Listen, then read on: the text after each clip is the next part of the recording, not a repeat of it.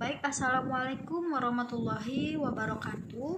Halo semuanya, perkenalkan nama saya Marcella dengan NIM 241186206159. Saya dari kelas 4B Prodi Pendidikan Guru Sekolah Dasar. Di video ini, saya akan menjelaskan jawaban dari soal ujian tengah semester mata kuliah evaluasi pembelajaran dengan dosen pengampu Bapak Dr. Abduluddin SPDI MPDI. Pada soal nomor 1, pengertian tes dan aspek perencanaan tes. Tes adalah alat atau cara yang digunakan oleh guru untuk mengukur kemampuan siswa, baik dari segi pengetahuan, keterampilan, maupun sikap. Tes biasanya berupa pertanyaan atau tugas yang harus dikerjakan oleh siswa. Dalam membuat tes, tidak bisa dilakukan secara sembarangan. Ada beberapa aspek penting yang harus diperhatikan dalam perencanaan tes, yaitu pertama, tujuan tes. Guru harus menentukan terlebih dahulu apa yang ingin diukur, apakah pengetahuan, sikap, atau keterampilan. Kedua, kisi-kisi soal. Kisi-kisi ini berfungsi sebagai pedoman agar soal yang dibuat sesuai dengan materi dan indikator pembelajaran. Ketiga, bentuk tes. Misalnya, pilihan ganda, esai, lisan, atau praktik. Pemilihan bentuk tes harus disesuaikan dengan tujuan pembelajaran. Keempat, jumlah soal. Jumlah soal harus disesuaikan dengan waktu yang tersedia dan tingkat kesulitannya. Yang kelima, tingkat kesukaran soal, yang sebaiknya bervariasi antara mudah, sedang, dan sulit. Keenam, alokasi waktu pengerjaan agar siswa memiliki waktu yang cukup. Yang ketujuh, validitas dan reliabilitas. Artinya, soal harus benar-benar mengukur apa yang seharusnya diukur dan hasilnya konsisten. Dan yang terakhir adalah petunjuk pengerjaan yang jelas agar siswa tidak bingung saat mengerjakannya. Selanjutnya, pada soal nomor 2, pengembangan soal kognitif, afektif, dan psikomotor. Dalam pembelajaran, hasil belajar siswa mencakup 3 aspek utama, yaitu kognitif, afektif, dan psikomotor. Pada aspek kognitif, berkaitan dengan kemampuan berpikir siswa. Menyusun soal biasanya mengacu pada mulai dari tingkat rendah seperti mengingat dan memahami, sampai tingkat tinggi seperti menganalisis dan mencipta.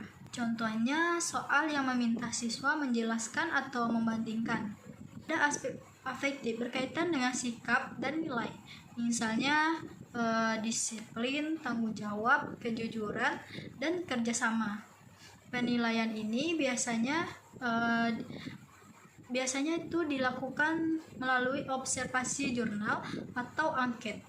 Sedangkan aspek psikomotor berkaitan dengan keterampilan siswa dalam melakukan suatu kegiatan. Contohnya, praktik membuat kerajinan, melakukan percobaan atau presentasi. Langkah dalam mengembangkan soal dimulai dari menentukan indikator pencapaian, kemudian memilih bentuk penilaian yang sesuai, menyesuaikan dengan karakteristik siswa SD, dan yang terakhir menyusun rubrik penilaian agar penilaian lebih objektif. Selanjutnya, pada soal nomor 3, ciri-ciri soal yang baik. Soal yang baik memiliki beberapa ciri penting. Yang pertama adalah valid, yaitu soal tersebut benar-benar mengukur kompetensi yang ingin diukur. Kedua, reliable, artinya soal digunakan berulang kali, hasilnya tetap konsisten. Yang kedua, objektif, yaitu penilaian tidak dipengaruhi oleh subjektivitas guru. Keempat, praktis, mudah digunakan dan tidak memerlukan waktu yang terlalu lama dalam dalam pemeriksaan. Kelima, memiliki tingkat kesukaran yang seimbang, tidak terlalu mudah dan tidak terlalu sulit. Dan yang keenam, memiliki daya pembeda, yaitu mampu membedakan antara siswa yang memiliki kemampuan tinggi dan rendah.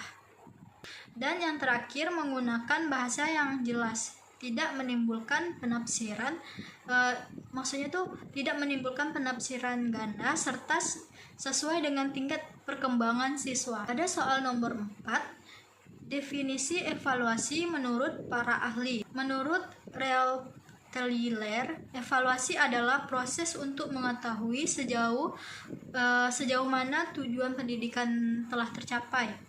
Dan adapun menurut Stufelebeam, evaluasi adalah proses untuk memperoleh dan menyediakan informasi yang berguna dalam pengambilan keputusan. Sedangkan menurut Suharsimi Arikunto, evaluasi adalah kegiatan mengumpulkan data atau informasi untuk mengetahui tingkat keberhasilan suatu program pendidikan. Ketiga pendapat tersebut dapat disimpulkan bahwa evaluasi sangat penting dalam proses pembelajaran untuk mengetahui keberhasilan siswa maupun efektivitas pembelajaran. Selanjutnya, soal nomor 5, menentukan tingkat kesukaran dan daya beda butir soal. Nah, jumlah responden pada data ini adalah 15 siswa dengan 10 butir soal. Nah, setiap jawaban benar diberi skor 1, sedangkan jawaban yang salah diberi skor 0. Langkah pertama yang saya lakukan adalah menghitung skor total setiap siswa dengan menjumlahkan semua jawaban yang benar. Nah, setelah dihitung, diperoleh skor tertinggi yaitu 8 dan skor terendah yaitu 5. Kemudian membagikan siswa menjadi 2 kelompok, yaitu kelompok atas dan kelompok bawah. Kelompok atas diambil dari siswa dengan skor tertinggi, sedangkan kelompok bawah diambil dari siswa yang skor terendah. Kelompok atas terdiri dari R5, R8, R1, dan R2. Sedangkan kelompok bawah terdiri dari R15, R3, R9, dan R10. Selanjutnya, menghitung tingkat kesukaran soal. Rumus tingkat kesukaran soal adalah P sama dengan B dibagi N. P adalah indeks kesukaran, B adalah jumlah siswa yang benar, dan N adalah jumlah seluruh siswa. Artinya, semakin besar nilai P, maka soal semakin mudah. Contoh pada soal nomor 1. Jumlah siswa yang menjawab benar adalah 11 orang. Maka perhitungannya 11 dibagi 15 sama dengan 0,73. Artinya, soal nomor 1 termasuk kategori mudah. Selanjutnya, menghitung daya beda soal. Dengan rumus D sama dengan BA dikurang BB dibagi N per 2. Keterangannya, BA adalah jumlah jawaban benar kelompok atas, BB adalah jumlah jawaban benar kelompok bawah. Daya beda digunakan untuk mengetahui apakah soal mampu membedakan siswa pintar dan siswa yang kurang memahami materi.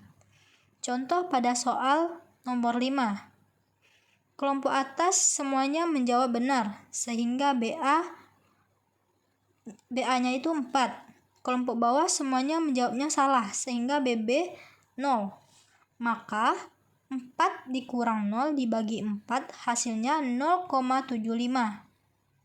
Artinya, soal nomor 5 memiliki daya beda sangat baik. Jadi, soal nomor 5 dan 9 merupakan soal terbaik karena memiliki tingkat kesukaran sedang dan daya beda yang sangat baik. Soal nomor 4, 6, 7 masih cukup baik dan dapat digunakan dengan sedikit revisi.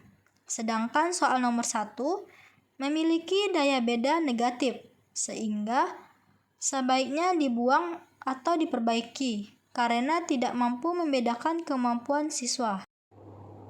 Mungkin cukup sekian penjelasan jawaban dari saya. Kurang dan lebih saya mohon maaf. Saya akhiri. Wassalamualaikum warahmatullahi wabarakatuh.